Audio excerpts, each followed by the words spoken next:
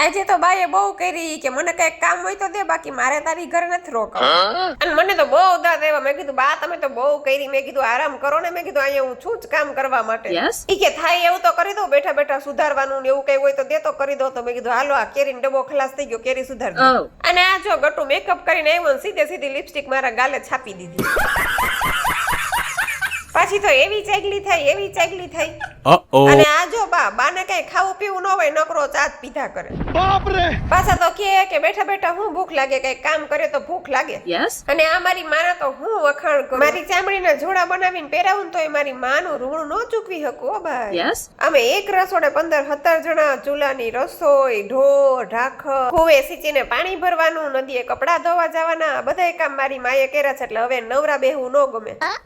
પછી તો સાંજ પડતા પડતા ગટુ ઉપડી ગયું એને પપ્પા ભેગું, અને હું ગઈ ઉપર જ્યાં અરીસામાં નજર ગઈ ત્યાં તો ગટુની લિપસ્ટિક એમને હતી. મેં કીધું હાલ હવે ભલે રે, પેલા મારા મશીનનું કામ છે એ પૂરું કરી લઉં. અને હજી તો હું મશીને બેઠી હતી ને ત્યાં તો મારું ગટુ આવી ગયું. આવીને મને એવી બીવડાવીને કે હું વાત કરું, મારો તો શ્વાસ અધર.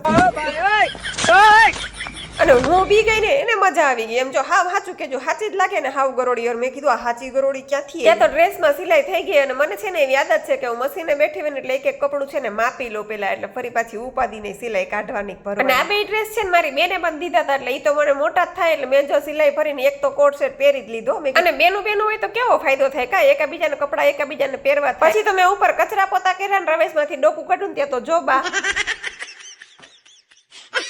મેં કીધું ભલે બેઠા, અત્યારે ઠંડુ વાતાવરણ હોય ને બહાર બેસવાની મજા આવે ને. મેં આવીને જો અંદર ગલકાનું શાક વઘારી નાખ્યું અને ખીચડી મૂકવાની હતી તો ખીચડી મૂકી દીધી. અને અમે બાને છે ને આવું સાદું જમવાનું વધારે ભાવે. એટલી જ વારમાં તો સ્વામી આવી ગયા અને ગટુને એટલું જ જોતું હતું. જેવી મને બીવડાવી ને એવી જ એને પપ્પાને બીવડાવવા જાય, પણ એને પપ્પા તો મૂકે એને જો એને હામી બીવડાવી.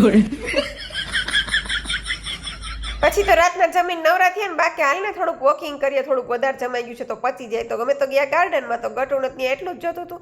અમે ટાઢો પવન ખાધો ને ગટુ એ ઠેકડા માર્યા. તો ચાલો મળશું નેક્સ્ટ વિડીયોમાં. આવજો, જય સિયારામ.